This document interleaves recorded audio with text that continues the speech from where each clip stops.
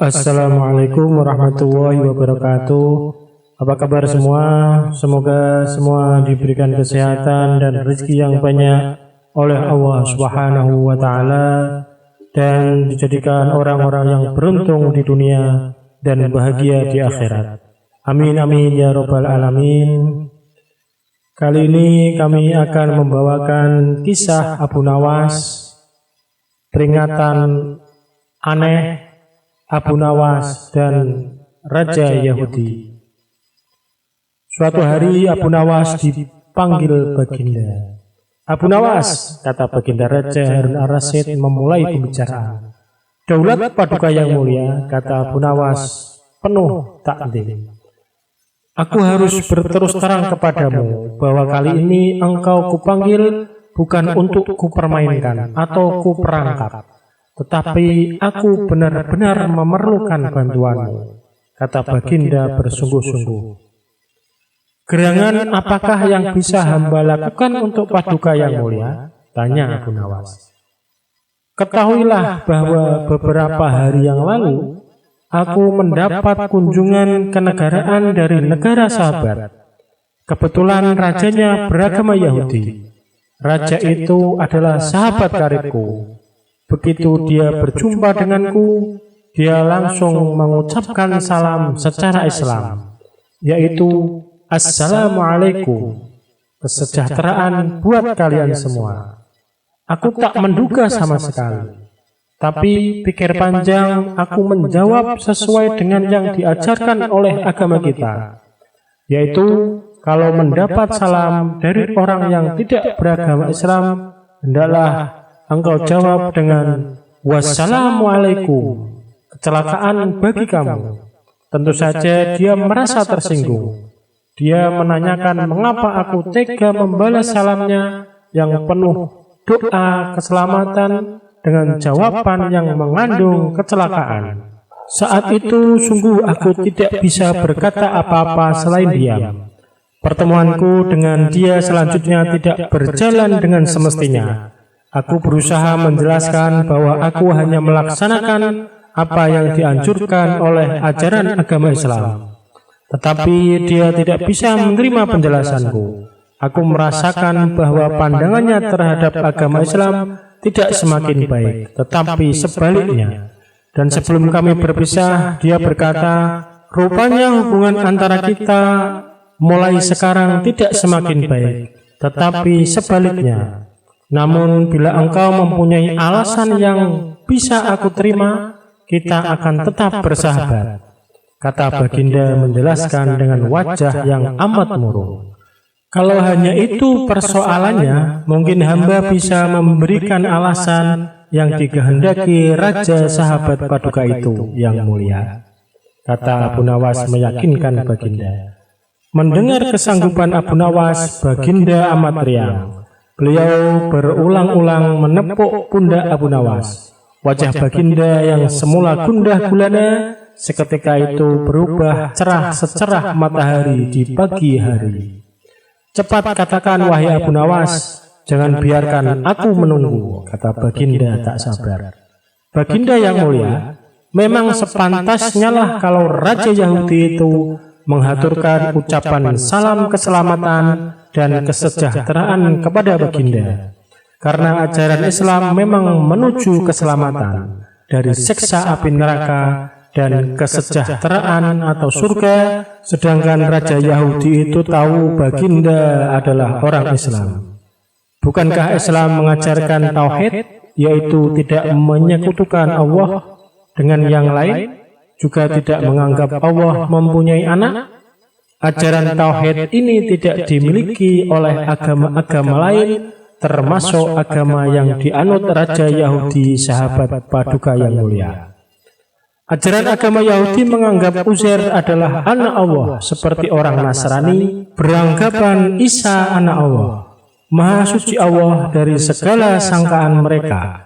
Tidak pantas Allah mempunyai anak. Sedangkan orang Islam membalas salam dengan ucapan wassalamualaikum, kecelakaan bagi kamu, bukan berarti kami mendoakan kamu agar celaka, tetapi semata-mata karena ketulusan dan kejujuran ajaran Islam yang masih bersedia memperingatkan orang lain atas kecelakaan yang akan menimpa mereka bila mereka tetap berpegang teguh pada keyakinan yang keliru itu, yaitu tuduhan mereka bahwa Allah yang Maha Pengasih mempunyai anak. Abu Nawas menjelaskan, seketika itu kegundahan Baginda Raja Harun ar-Rasyid sirna. Kali ini saking gembiranya, Baginda menawarkan Abu Nawas agar memilih sendiri hadiah apa yang disukai. Abu Nawas tidak memilih apa-apa karena ia berkeyakinan bahwa tak selayaknya ia menerima upah dari ilmu agama yang ia sampaikan. Kisah selanjutnya, kisah ini lanjutan dari kisah Abu Nawas menjual raja yang bisa Anda dengarkan melalui link di atas. Baginda Raja pulang ke istana dan langsung memerintahkan para prajuritnya menangkap Abu Nawas. Tetapi Abu Nawas telah hilang entah kemana karena ia tahu sedang diburu para prajurit kerajaan. Dan setelah ia tahu para prajurit kerajaan sudah meninggalkan rumahnya, Abu Nawas baru berani pulang ke rumah. "Suamiku, para prajurit kerajaan tadi pagi mencarimu." "Ya istriku, ini urusan gawat. Aku baru saja menjual Sultan Harun ar-Rasyid menjadi budak." "Apa? Raja ku jadikan budak? Kenapa kau lakukan itu suamiku?" "Supaya dia tahu di negerinya ada praktek jual beli budak. Dan jadi budak itu sengsara." "Sebenarnya maksudmu baik, tapi Baginda pasti marah. Buktinya para prajurit diperintahkan untuk menangkapmu." "Menurutmu apa yang dilakukan Sultan Harun ar-Rasyid kepadaku? Pasti kau akan dihukum berat. Gawat, aku akan mengerahkan ilmu yang kusimpan." Abu Nawas masuk ke dalam, ia mengambil air wudhu, lalu mendirikan sholat 2 rakaat. Lalu berpesan kepada istrinya apa yang harus dikatakan bila Baginda datang. Tidak berapa lama kemudian tetangga Abu Nawas geger karena istri Abu Nawas menjerit-jerit. "Ada apa?" tanya tetangga Abu Nawas sambil tergopoh-gopoh. "Huhuhu, suamiku mati." "Hah? Abu Nawas mati?" "Iya." Kini kabar kematian Abu Nawas tersebar ke seluruh pelosok negeri.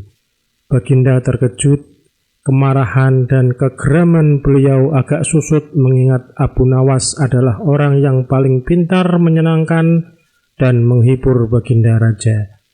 Baginda Raja beserta beberapa pengawal serta seorang tabib, dokter istana, segera menuju rumah Abu Nawas. Tabib segera memeriksa Abu Nawas.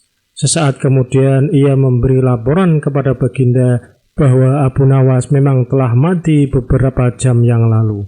Setelah melihat sendiri tubuh Abu Nawas terbujur kaku tak berdaya, Baginda Raja merasa terharu dan meneteskan air mata. Beliau bertanya kepada istri Abu Nawas, "Adakah pesan terakhir Abu Nawas untukku?" "Ada Paduka yang mulia," kata istri Abu Nawas sambil menangis. "Katakanlah," kata Baginda Raja. "Suami hamba Abu Nawas memohon sudilah kiranya Baginda Raja mengampuni semua kesalahannya dunia akhirat di depan rakyat." Kata istri Abu Nawas terbata-bata. "Baiklah, kalau itu permintaan Abu Nawas," kata Baginda Raja menyanggupi. Jenazah Abu Nawas diusung di atas keranda. Kemudian Baginda Raja mengumpulkan rakyatnya di tanah lapang. Beliau berkata, "Wahai rakyatku, dengarkanlah bahwa hari ini aku, Sultan Harun ar-Rasyid, telah memaafkan segala kesalahan Abu Nawas yang telah diperbuat terhadap diriku dari dunia hingga akhirat, dan kalianlah sebagai saksinya." Tiba-tiba dalam keranda yang terbungkus kain hijau terdengar suara keras, Alhamdulillah. Seketika pengusung jenazah ketakutan, apalagi melihat Abu Nawas bangkit berdiri pelan-pelan seperti mayat hidup. Seketika rakyat yang berkumpul lari tunggang langgang, bertubrukan, dan banyak yang jatuh terkilir.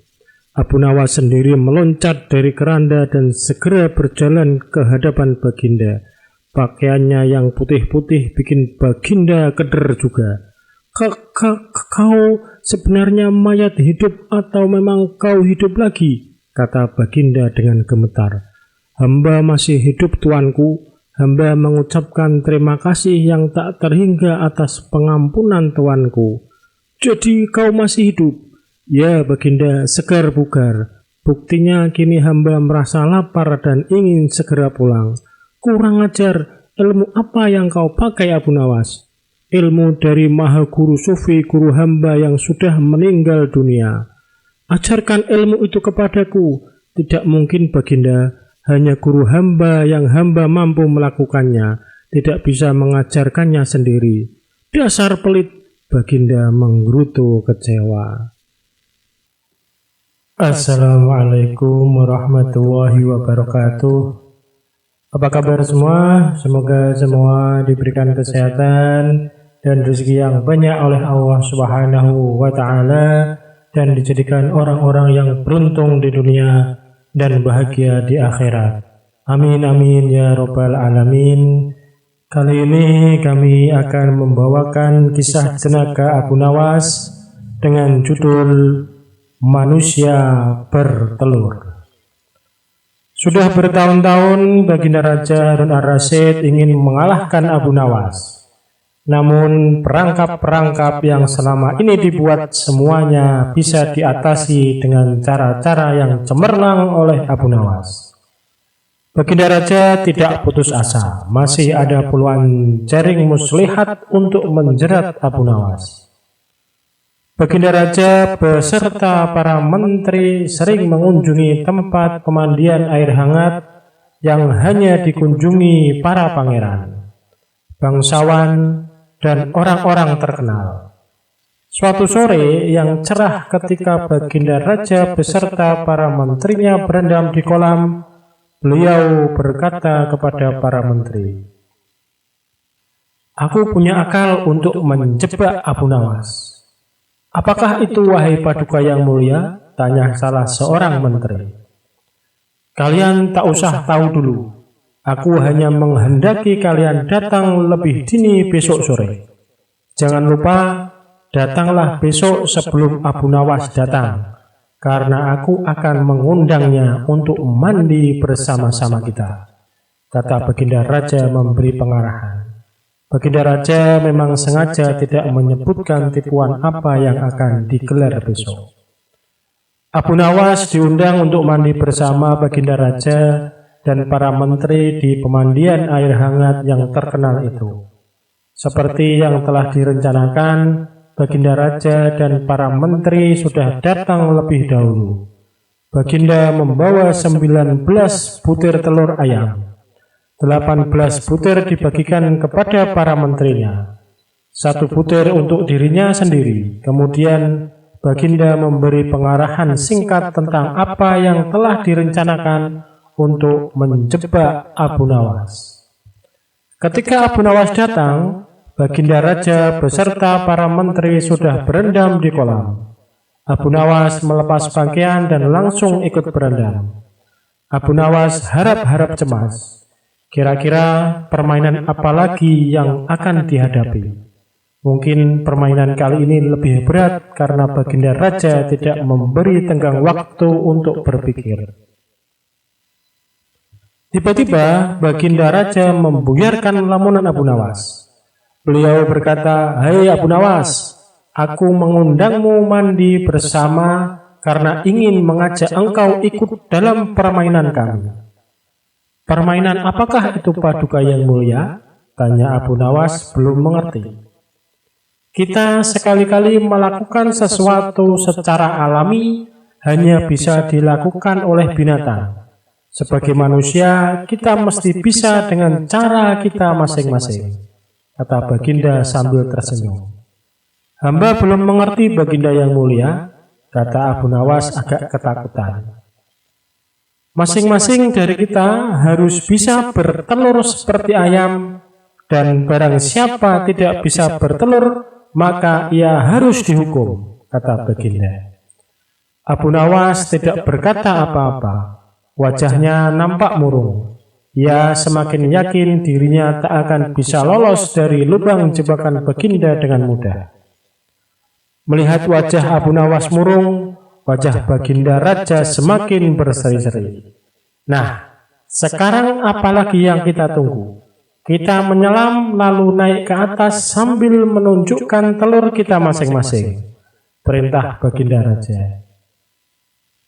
Baginda Raja dan para menteri mulai menyelam, kemudian naik ke atas satu persatu dengan menanteng sebutir telur ayam. Abu Nawas masih di dalam kolam. Ia tentu saja tidak sempat mempersiapkan telur karena ia memang tidak tahu kalau ia diharuskan bertelur seperti ayam. Kini Abu Nawas tahu kalau Baginda Raja dan para menteri telah mempersiapkan telur masing-masing satu butir. Karena belum ada seorang manusia pun yang bisa bertelur dan tidak akan pernah ada yang bisa. Karena dadanya mulai terasa sesak, Abu Nawas cepat-cepat muncul ke permukaan, kemudian naik ke atas. Baginda Raja langsung mendekati Abu Nawas. Abu Nawas nampak tenang, bahkan ia berlaku aneh. Tiba-tiba saja ia mengeluarkan suara seperti ayam jantan berkokok. Keras sekali sehingga Baginda dan para menterinya merasa heran. Ampun tuanku yang mulia, hamba tidak bisa bertelur seperti Baginda dan para menteri, kata Abu Nawas sambil membungkuk hormat. Kalau begitu engkau harus dihukum, kata Baginda bangga. Tunggu dulu wahai tuanku yang mulia, kata Abu Nawas memohon. Apalagi hai Abu Nawas, kata Baginda tidak sabar. Paduka yang mulia, sebelumnya izinkan hamba membela diri. Sebenarnya kalau hamba mau bertelur, hamba tentu mampu. Tetapi hamba merasa menjadi ayam jantan, maka hamba tidak bertelur. Hanya ayam betina saja yang bisa bertelur. Kukuruyuk, kata Abu Nawas dengan membusungkan dada. Baginda Raja tidak bisa berkata apa-apa. Wajah Baginda dan para menteri yang semula cerah penuh kemenangan, kini mendadak berubah menjadi merah padam karena malu, sebab mereka dianggap ayam betina. Abu Nawas memang licin, malah kini lebih licin daripada belut. Karena merasa malu, Baginda Raja Harun ar-Rasyid dan para menteri segera berpakaian dan kembali ke istana tanpa mengucapkan sepatah kata pun. Memang Abu Nawas yang tampaknya blow on itu sebenarnya diakui oleh para ilmuwan sebagai ahli mantek atau ilmu logika. Gampang saja baginya untuk membolak-balikkan dan mempermainkan kata-kata guna menjatuhkan mental lawan-lawannya. Sekian, terima kasih. Wassalamualaikum warahmatullahi wabarakatuh. Kisah selanjutnya. Tidak seperti biasa, hari itu Baginda tiba-tiba ingin menyamar menjadi rakyat biasa. Beliau ingin menyaksikan kehidupan di luar istana tanpa sepengetahuan siapapun agar lebih leluasa bergerak. Baginda mulai keluar istana dengan pakaian yang amat sederhana, layaknya seperti rakyat jelata. Di sebuah perkampungan, beliau melihat beberapa orang berkumpul. Setelah Baginda mendekat, ternyata seorang ulama sedang menyampaikan kuliah tentang alam barzah. Tiba-tiba ada orang yang datang dan bergabung di situ.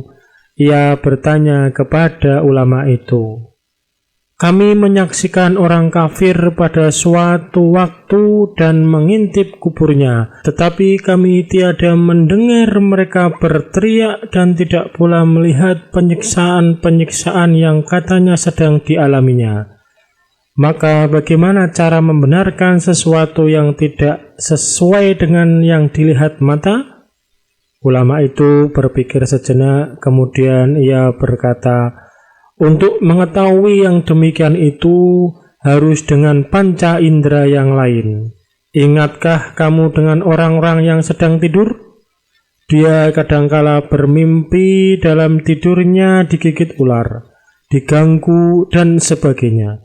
Ia juga merasa sakit dan takut ketika itu, bahkan memekik dan keringat bercucuran pada keningnya. Ia merasakan hal semacam itu seperti ketika tidak tidur. Sedangkan engkau yang duduk di dekatnya menyaksikan keadaannya seolah-olah tidak ada apa-apa. Padahal apa yang dilihat serta dialaminya adalah dikelilingi ular-ular.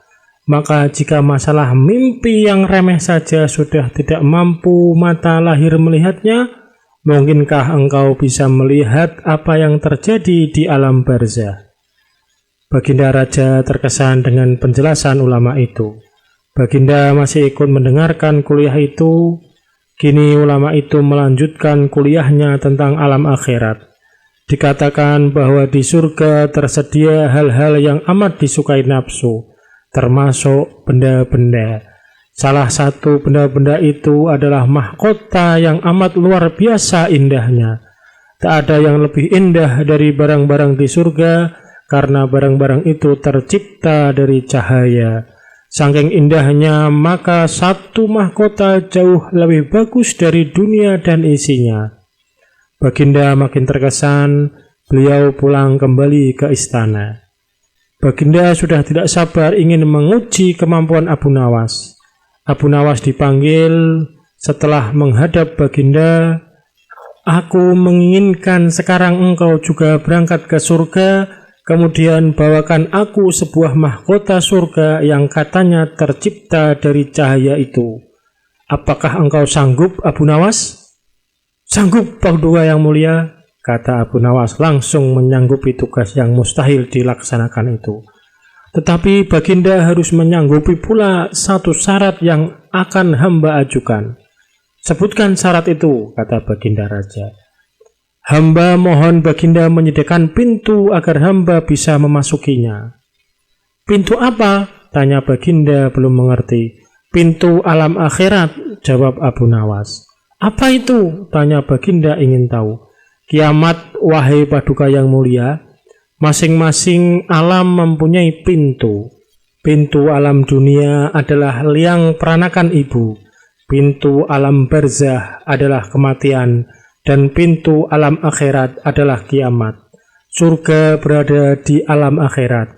Bila Baginda masih tetap menghendaki hamba mengambilkan sebuah mahkota di surga, maka dunia harus kiamat terlebih dahulu.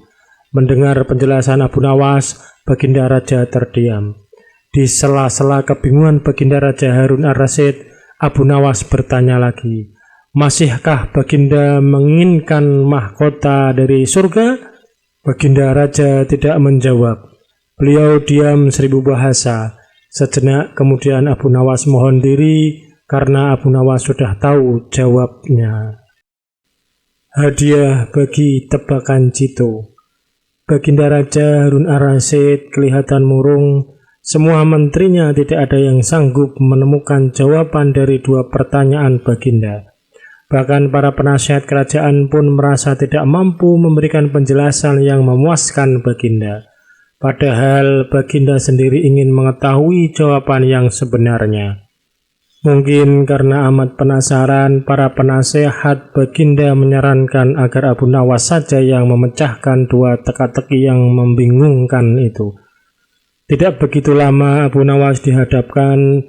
Baginda mengatakan bahwa akhir-akhir ini ia sulit tidur karena diganggu oleh keingintahuan menyikap dua rahasia alam. Tuanku yang mulia, sebenarnya rahasia alam yang manakah yang Paduka maksudkan? Tanya Abu Nawas ingin tahu. Aku memanggilmu untuk menemukan jawaban dari dua teka-teki yang selama ini menggoda pikiranku, kata Baginda. Bolehkah hamba mengetahui kedua teka-teki itu, wahai paduka junjungan hamba? Yang pertama, di manakah sebenarnya batas jagat raya ciptaan Tuhan kita? Tanya Baginda. Di dalam pikiran, wahai paduka yang mulia, jawab Abu Nawas tanpa sedikit pun perasaan ragu. Tuanku yang mulia, lanjut Abu Nawas, ketidakterbatasan itu ada karena adanya keterbatasan. Dan keterbatasan itu ditanamkan oleh Tuhan di dalam otak manusia. Dari itu manusia tidak akan pernah tahu di mana batas jagat raya ini. Sesuatu yang terbatas tentu tak akan mampu mengukur sesuatu yang tidak terbatas. Baginda mulai tersenyum karena merasa puas mendengar penjelasan Abu Nawas yang masuk akal. Kemudian Baginda melanjutkan teka-teki yang kedua. Wahai Abu Nawas, manakah yang lebih banyak jumlahnya, bintang-bintang di langit ataukah ikan-ikan di laut? Ikan-ikan di laut, jawab Abu Nawas dengan tangkas. Bagaimana kau langsung memutuskan begitu? Apakah engkau pernah menghitung jumlah mereka? Tanya Baginda heran. Paduka yang mulia, bukankah kita semua tahu bahwa ikan-ikan itu setiap hari ditangkapi dalam jumlah besar? Namun begitu jumlah mereka tetap banyak seolah-olah tidak pernah berkurang karena saking banyaknya. Sementara bintang-bintang itu tidak pernah rontok, jumlah mereka juga banyak. Jawab Abu Nawas meyakinkan. Seketika itu rasa penasaran yang selama ini menghantui Baginda sirna tak berbekas. Baginda Raja Harun ar-Rasyid memberi hadiah Abu Nawas dan istrinya uang yang cukup banyak. Kisah selanjutnya, Abu Nawas kaget bukan main ketika seorang utusan Baginda Raja datang ke rumahnya. Ia harus menghadap Baginda secepatnya. Entah permainan apa lagi yang akan dihadapi kali ini. Pikiran Abu Nawas berloncatan ke sana kemari. Setelah tiba di istana, Baginda Raja menyambut Abu Nawas dengan sebuah senyuman. Akhir-akhir ini aku sering mendapat gangguan perut. Kata tabib pribadiku, aku kena serangan angin, kata Baginda Raja memulai pembicaraan. Ampun tuanku, apa yang bisa hamba lakukan hingga hamba dipanggil? Tanya Abu Nawas. Aku hanya menginginkan engkau menangkap angin dan memenjarakannya, kata Baginda. Abu Nawas hanya diam, tak sepatah kata pun keluar dari mulutnya. Ia tidak memikirkan bagaimana cara menangkap angin nanti, tetapi ia bingung bagaimana cara membuktikan bahwa yang ditangkap itu memang benar-benar angin. Karena angin tidak bisa dilihat, tidak ada benda yang lebih aneh dari angin. Tidak seperti halnya air, walaupun tidak berwarna tetapi masih bisa dilihat. Sedangkan angin tidak. Baginda hanya memberi Abu Nawas waktu tidak lebih dari 3 hari. Abu Nawas pulang membawa pekerjaan rumah dari Baginda Raja. Namun Abu Nawas tidak begitu sedih, karena berpikir sudah merupakan bagian dari hidupnya, bahkan merupakan suatu kebutuhan. Ia yakin bahwa dengan berpikir akan terbentang jalan keluar dari kesulitan yang sedang dihadapi. Dan dengan berpikir pula ia yakin bisa menyumbang sesuatu kepada orang lain yang membutuhkan, terutama orang-orang miskin. Karena tidak jarang Abu Nawas menggondol sepundi penuh uang emas hadiah dari Baginda Raja atas kecerdikannya. Tetapi sudah 2 hari ini Abu Nawas belum juga mendapat akal untuk menangkap angin, apalagi memenjarakannya. Sedangkan besok adalah hari terakhir yang telah ditetapkan Baginda Raja. Abu Nawas hampir putus asa. Abu Nawas benar-benar tidak bisa tidur walau hanya sekedap. Mungkin sudah takdir, Kayaknya kali ini Abu Nawas harus menjalani hukuman karena gagal melaksanakan perintah Baginda. Ia berjalan gontai menuju istana. Di sela-sela kepasrahannya kepada takdir, ia ingat sesuatu, yaitu Aladin dan lampu wasiatnya. Bukankah jin itu tidak terlihat? Abu Nawas bertanya kepada diri sendiri.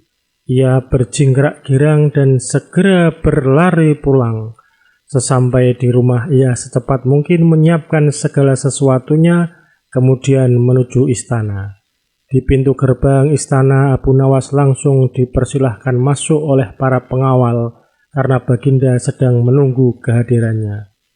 Dengan tidak sabar, Baginda langsung bertanya kepada Abu Nawas, "Sudahkah engkau berhasil memenjarakan angin, hai Abu Nawas?"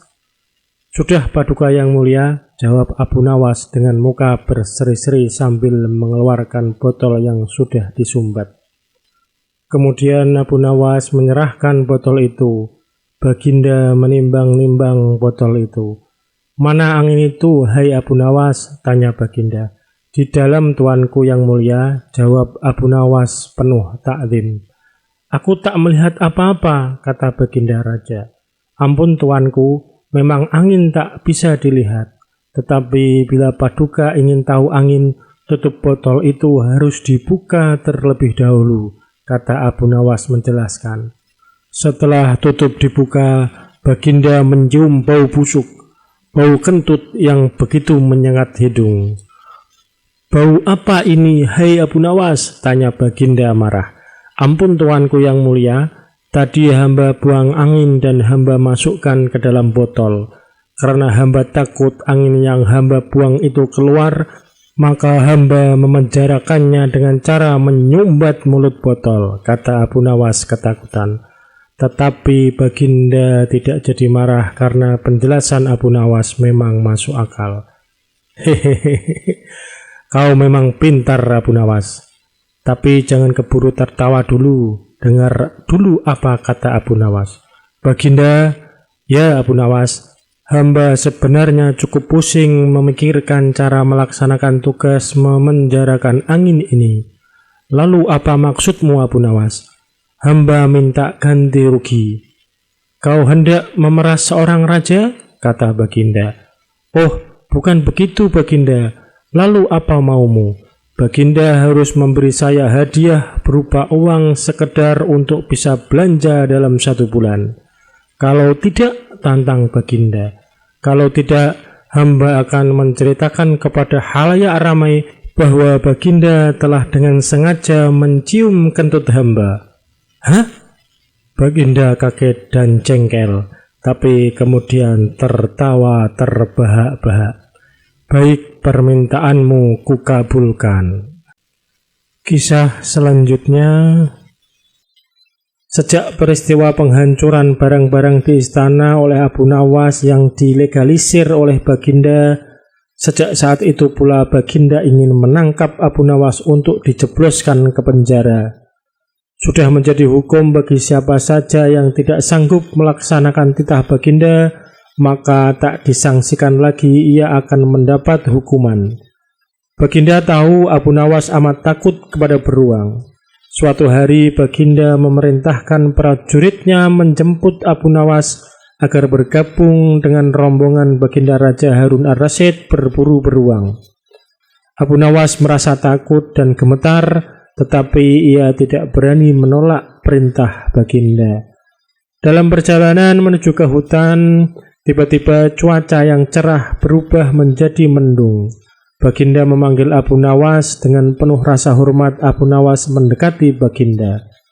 "Tahukah mengapa engkau aku panggil?" tanya Baginda tanpa sedikit pun senyum di wajahnya. "Ampun tuanku, hamba belum tahu," kata Abu Nawas. "Kau pasti tahu bahwa sebentar lagi akan turun hujan. Hutan masih jauh dari sini. Kau kuberi kuda yang lamban, sedangkan aku dan pengawal-pengawalku akan menunggang kuda yang cepat. Nanti pada waktu santap siang kita berkumpul di tempat peristirahatanku. Bila hujan turun, kita harus menghindari dengan cara kita masing-masing agar pakaian kita tetap kering. Sekarang kita berpencar." Baginda menjelaskan. Kemudian Baginda dan rombongan mulai bergerak. Abu Nawas kini tahu Baginda akan menjebaknya. Ia harus mencari akal, dan ketika Abu Nawas sedang berpikir, tiba-tiba hujan turun. Begitu hujan turun, Baginda dan rombongan segera memacu kuda untuk mencapai tempat perlindungan yang terdekat. Tetapi karena derasnya hujan, Baginda dan para pengawalnya basah kuyup. Ketika santap siang, tiba-tiba Baginda segera menuju tempat peristirahatan. Belum sempat baju Baginda dan para pengawalnya kering, Abu Nawas datang dengan menunggang kuda yang lamban. Baginda dan para pengawal terperangah karena baju Abu Nawas tidak basah. Padahal dengan kuda yang paling cepat pun tidak bisa mencapai tempat berlindung yang paling dekat. Pada hari kedua, Abu Nawas diberi kuda yang cepat yang kemarin ditunggangi Baginda Raja. Kini Baginda dan para pengawal-pengawalnya mengendari kuda yang lamban. Setelah Abu Nawas dan rombongan kerajaan berpencar, hujan pun turun seperti kemarin. Malah hujan hari ini lebih deras daripada kemarin. Baginda dan pengawalnya langsung basah kuyup karena kuda yang ditunggangi tidak bisa berlari dengan kencang. Ketika saat bersantap siang tiba, Abu Nawas tiba di tempat peristirahatan lebih dahulu dari Baginda dan pengawalnya. Abu Nawas menunggu Baginda Raja. Selang beberapa saat Baginda dan para pengawalnya tiba dengan pakaian yang basah kuyup. Melihat Abu Nawas dengan pakaian yang tetap kering, Baginda jadi penasaran. Beliau tidak sanggup lagi menahan keingintahuan yang selama ini disembunyikan. Terus terang, bagaimana caranya menghindari hujan, wahai Abu Nawas? Tanya Baginda. Mudah tuanku yang mulia, kata Abu Nawas sambil tersenyum. Sedangkan aku dengan kuda yang cepat tidak sanggup mencapai tempat berteduh terdekat, apalagi dengan kuda yang lamban ini, kata Baginda. Hamba sebenarnya tidak melarikan diri dari hujan, tetapi begitu hujan turun, hamba secepat mungkin melepas pakaian hamba dan segera melipatnya, lalu mendudukinya. Ini hamba lakukan sampai hujan berhenti. Diam-diam Baginda Raja mengakui kecerdikan Abu Nawas. Kisah selanjutnya, Abu Nawas hanya tertunduk sedih mendengarkan penuturan istrinya. Tadi pagi beberapa pekerja kerajaan atas titah langsung Baginda Raja membongkar rumah dan terus menggali tanpa bisa dicegah. Kata mereka, tadi malam Baginda bermimpi bahwa di bawah rumah Abu Nawas terpendam emas dan permata yang tak ternilai harganya. Tetapi setelah mereka terus menggali, ternyata emas dan permata itu tidak ditemukan. Dan Baginda juga tidak meminta maaf kepada Abu Nawas, apalagi mengganti kerugian. Inilah yang membuat Abu Nawas memendam dendam. Lama Abu Nawas memeras otak, namun belum juga ia menemukan muslihat untuk membalas Baginda. Makanan yang dihidangkan oleh istrinya tidak dimakan karena nafsu makannya lenyap. Malam pun tiba, namun Abu Nawas tetap tidak beranjak. Keesokan hari Abu Nawas melihat lalat-lalat mulai menyerbu makanan Abu Nawas yang sudah basi. Ia tiba-tiba tertawa riang. Tolong ambilkan kain penutup untuk makananku dan sebatang besi, Abu Nawas berkata kepada istrinya. Untuk apa? Tanya istrinya heran. Membalas Baginda Raja, kata Abu Nawas singkat. Dengan muka berseri-seri Abu Nawas berangkat menuju istana. Setiba di istana, Abu Nawas membungkuk hormat dan berkata, Ampun tuanku, hamba menghadap tuanku Baginda hanya untuk mengadukan perlakuan tamu-tamu yang tidak diundang. Mereka memasuki rumah hamba tanpa izin dari hamba dan berani memakan makanan hamba. Siapakah tamu yang tidak diundang itu, wahai Abu Nawas? Sergap Baginda kasar. Lalat-lalat ini, tuanku, kata Abu Nawas sambil membuka penutup piringnya. Kepada siapa lagi kalau bukan kepada Baginda junjungan hamba mengadukan perlakuan yang tidak adil ini. Lalu keadilan yang bagaimana yang engkau inginkan dariku? Hamba hanya menginginkan izin tertulis dari Baginda sendiri agar hamba bisa dengan leluasa menghukum lalat-lalat itu. Baginda Raja tidak bisa mengelakkan diri menolak permintaan Abu Nawas karena pada saat itu para menteri sedang berkumpul di istana. Maka dengan terpaksa Baginda membuat surat izin yang isinya memperkenankan Abu Nawas memukul lalat-lalat itu dimanapun mereka hinggap.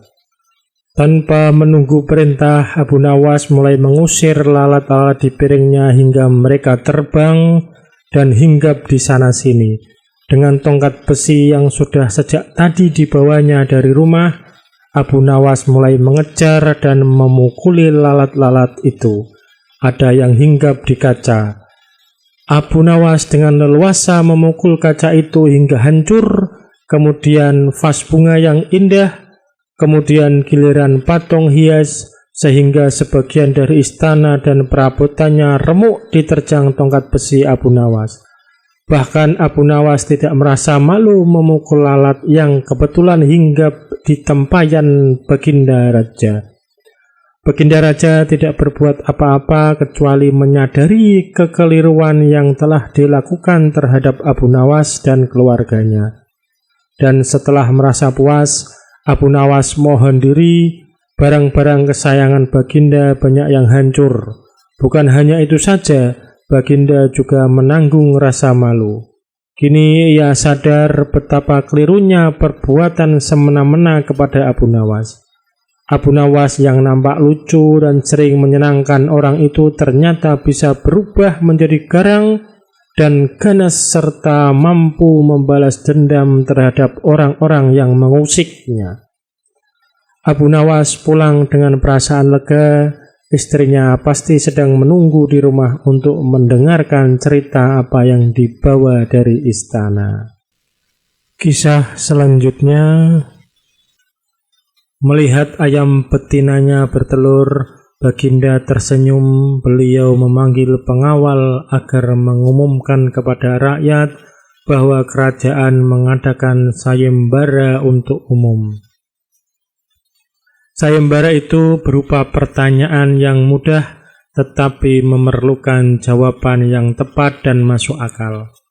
Barang siapa yang bisa menjawab pertanyaan itu akan mendapatkan imbalan yang amat menggiurkan. 1 pundi penuh uang emas. Tetapi bila tidak bisa menjawab, maka hukuman yang menjadi akibatnya. Banyak rakyat yang ingin mengikuti sayembara itu, terutama orang-orang miskin. Beberapa dari mereka sampai meneteskan air liur. Mengingat beratnya hukuman yang akan dijatuhkan, maka tak mengherankan bila pesertanya hanya 4 orang. Dan salah satu dari peserta yang amat sedikit itu adalah Abu Nawas. Aturan main sayembara itu ada 2. Pertama, jawaban harus masuk akal. Kedua, peserta harus mampu menjawab sanggahan dari Baginda sendiri. Pada hari yang telah ditetapkan, para peserta sudah siap di depan panggung. Baginda duduk di atas panggung. Beliau memanggil peserta pertama. Peserta pertama maju dengan tubuh gemetar. Baginda bertanya, "Manakah yang lebih dahulu, telur atau ayam?" "Telur," jawab peserta pertama. "Apa alasannya?" tanya Baginda. "Bila ayam lebih dahulu, itu tidak mungkin karena ayam berasal dari telur," kata peserta pertama menjelaskan. "Kalau begitu, siapa yang mengerami telur itu?" sanggah Baginda. Peserta pertama pucat pasi, wajahnya mendadak berubah putih seperti kertas. Ia tidak bisa menjawab. tanpa ampun ia dimasukkan ke dalam penjara. Kemudian peserta kedua maju, ia berkata, "Paduka yang mulia, sebenarnya telur dan ayam tercipta dalam waktu yang bersamaan." "Bagaimana bisa bersamaan?" tanya Baginda. "Bila ayam lebih dahulu itu tidak mungkin karena ayam berasal dari telur. Bila telur lebih dahulu itu juga tidak mungkin karena telur tidak bisa menetas tanpa dierami," kata peserta kedua dengan mantap. "Bukankah ayam betina bisa bertelur tanpa ayam jantan?" sanggah Baginda memojokkan. Peserta kedua bingung, ia pun dijebloskan ke penjara. Lalu giliran peserta ketiga, ia berkata, "Tuanku yang mulia, sebenarnya ayam tercipta lebih dahulu daripada telur." "Sebutkan alasanmu," kata Baginda. "Menurut hamba yang pertama tercipta adalah ayam betina," kata peserta ketiga meyakinkan. "Lalu bagaimana ayam betina bisa beranak pinak seperti sekarang, sedangkan ayam jantan tidak ada?" kata Baginda memancing. "Ayam betina bertelur tanpa ayam jantan. Telur dierami sendiri, lalu menetas dan menurunkan anak ayam jantan, kemudian menjadi ayam jantan dewasa dan mengawini induknya sendiri." Peserta ketiga berusaha menjelaskan. "Bagaimana bila ayam betina mati sebelum ayam jantan yang sudah dewasa sempat mengawininya?" Peserta ketiga pun tidak bisa menjawab sanggahan Baginda. Ia pun dimasukkan ke penjara. Kini tiba giliran Abu Nawas, ia berkata, "Yang pasti adalah telur dulu baru ayam." "Coba terangkan secara logis," kata Baginda ingin tahu. "Ayam bisa mengenal telur, sebaliknya telur tidak mengenal ayam," kata Abu Nawas singkat. Agak lama Baginda Raja merenung. Kali ini Baginda tidak menyanggah alasan Abu Nawas. Kisah selanjutnya, Abu Nawas sedang berjalan-jalan santai. Ada kerumunan massa. Abu Nawas bertanya kepada seorang kawan yang kebetulan berjumpa di tengah jalan. "Ada kerumunan apa di sana?" kata Abu Nawas. "Pertunjukan keliling yang melibatkan monyet ajaib." "Apa maksudmu dengan monyet ajaib?" kata Abu Nawas ingin tahu. "Monyet yang bisa mengerti bahasa manusia, dan yang lebih menakjubkan adalah monyet itu hanya mau tunduk kepada pemiliknya saja," kata kawan Abu Nawas menambahkan. Abu Nawas makin tertarik. Ia tidak tahan untuk menyaksikan kecerdikan keajaiban binatang raksasa itu. Kini Abu Nawas sudah berada di tengah kerumunan para penonton. Karena begitu banyak penonton yang menyaksikan pertunjukan itu, sang pemilik monyet dengan bangga menawarkan hadiah yang cukup besar bagi siapa saja yang sanggup membuat monyet itu mengangguk-angguk. Tidak heran bila banyak di antara penonton mencoba maju satu persatu. Mereka berupaya dengan beragam cara untuk membuat monyet itu mengangguk-angguk, tetapi sia-sia. Monyet itu tetap menggeleng-gelengkan kepala. Melihat kegigihan monyet itu, Abu Nawas semakin penasaran, hingga ia maju untuk mencoba. Setelah berhadapan dengan binatang itu, Abu Nawas bertanya, "Tahukah engkau siapa aku?" Monyet itu menggeleng. "Apakah engkau tidak takut kepadaku?" tanya Abu Nawas lagi. Namun monyet itu tetap menggeleng.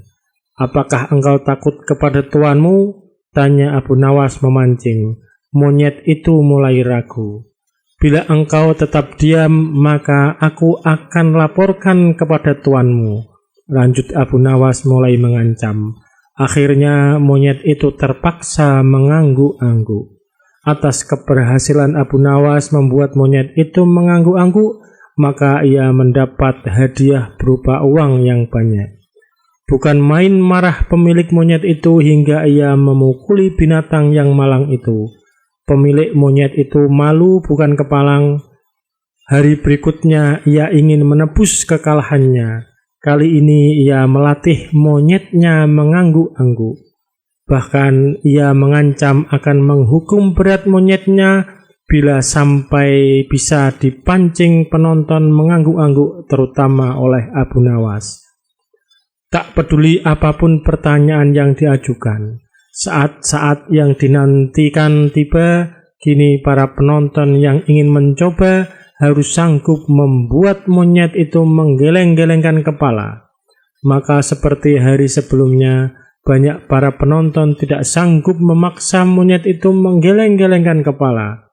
Setelah tidak ada lagi yang ingin mencoba, Abu Nawas maju. Ia mengulang pertanyaan yang sama. "Tahukah engkau siapa daku?" Monyet itu mengangguk. "Apakah engkau tidak takut kepadaku?" Monyet itu tetap mengangguk. "Apakah engkau tidak takut kepada tuanmu?" Pancing Abu Nawas. Monyet itu tetap mengangguk karena binatang itu lebih takut terhadap ancaman tuannya daripada Abu Nawas. Akhirnya Abu Nawas mengeluarkan bungkusan kecil berisi balsam panas. "Tahukah engkau apa gunanya balsam ini?" Monyet itu tetap mengangguk. "Baiklah, bolehkah kugosokkan ke selangkanganmu dengan balsam?" Monyet itu mengangguk. Lalu Abu Nawas menggosok selangkangan binatang itu. Tentu saja monyet itu merasa agak kemanasan dan mulai panik. Kemudian Abu Nawas mengeluarkan bungkusan yang lebih besar. Bungkusan itu juga berisi balsam. "Maukah engkau bila balsam ini kuhabiskan untuk menggosok selangkanganmu?" Abu Nawas mulai mengancam. Monyet itu mulai ketakutan dan rupanya ia lupa ancaman tuannya sehingga ia terpaksa menggeleng-gelengkan kepala sambil mundur beberapa langkah. Abu Nawas dengan kecerdikan dan akalnya yang licin mampu memenangkan sayembara meruntuhkan kegigihan monyet yang dianggap cerdik. Jangankan seekor monyet, manusia paling pandai saja bisa dikecoh oleh Abu Nawas. Kisah selanjutnya, mimpi buruk yang dialami Baginda Raja Harun ar-Rasyid tadi malam menyebabkan Abu Nawas diusir dari negeri Baghdad.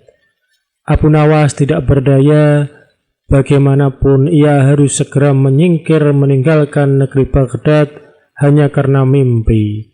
Masih jelas terngiang-ngiang kata-kata Baginda Raja di telinga Abu Nawas.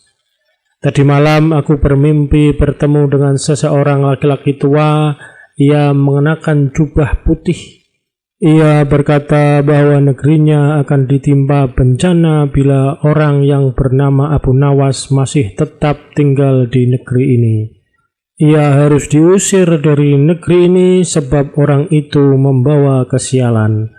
Ia boleh kembali ke negerinya dari diusir tersebut dengan syarat tidak boleh dengan berjalan kaki, berlari, merangkak, melompat-lompat, dan menunggang keledai atau binatang tunggangan yang lain." Dengan bekal yang diperkirakan cukup, Abu Nawas mulai meninggalkan rumah dan istrinya. Istri Abu Nawas hanya bisa mengiringi kepergian suaminya dengan derayan air mata. Sudah 2 hari penuh Abu Nawas mengendarai keledai. Bekal yang dibawanya mulai menipis. Abu Nawas tidak terlalu meresapi pengusiran dirinya dengan kesedihan yang terlalu mendalam. Sebaliknya, Abu Nawas merasa bertambah yakin bahwa Tuhan yang Maha Perkasa akan segera menolong keluar dari kesulitan yang sedang melilit pikirannya. Bukankah tiada seorang teman pun yang lebih baik dari Allah Subhanahu wa Ta'ala dalam saat-saat seperti itu? Setelah beberapa hari Abu Nawas berada di negeri orang, ia mulai diserang rasa rindu yang menyayat-nyayat hatinya yang paling dalam. Rasa rindu itu makin lama makin menderu-deru seperti dinginnya jam harir. Sulit untuk dibendung. Memang tak ada jalan keluar yang lebih baik daripada berpikir. Tetapi dengan akal, apakah ia harus melepaskan diri? Begitu tanya Abu Nawas dalam hati, apakah aku akan meminta bantuan orang lain dengan cara menggendongku dari negeri ini sampai ke istana Baginda? Tidak. Tidak akan ada seorang pun yang sanggup melakukannya. Aku harus bisa menolong diriku sendiri tanpa melibatkan orang lain. Pada hari ke-19, Abu Nawas menemukan cara lain yang tidak termasuk larangan Baginda Raja Harun ar-Rasyid. Setelah segala sesuatunya dipersiapkan, Abu Nawas berangkat menuju ke negerinya sendiri. Perasaan rindu dan senang menggumpal menjadi satu. Kerinduan yang selama ini melecut-lecut semakin menggila karena Abu Nawas tahu sudah semakin dekat dengan kampung halaman. Mengetahui Abu Nawas bisa pulang kembali, penduduk negeri gembira. Desas-desus tentang kembalinya Abu Nawas segera menyebar secepat bau semerbak bunga yang menyerbu hidung. Kabar kepulangan Abu Nawas juga sampai ke telinga Baginda Harun ar-Rasyid. Baginda juga merasa gembira mendengar berita itu, tetapi dengan alasan yang sama sekali berbeda. Rakyat gembira melihat Abu Nawas pulang kembali karena mereka mencintainya. Sedangkan Baginda Raja gembira mendengar Abu Nawas pulang kembali karena beliau merasa yakin kali ini pasti Abu Nawas tidak akan bisa mengelak dari hukuman. Namun Baginda amat kecewa dan merasa terpukul melihat cara Abu Nawas pulang ke negerinya. Baginda sama sekali tidak pernah membayangkan kalau Abu Nawas ternyata bergelantungan di bawah perut keledai, sehingga Abu Nawas terlepas dari sanksi hukuman yang akan dijatuhkan karena memang tidak bisa dikatakan telah melanggar larangan Baginda Raja, karena Abu Nawas tidak mengendarai keledai. Terima kasih. Wassalamualaikum warahmatullahi wabarakatuh.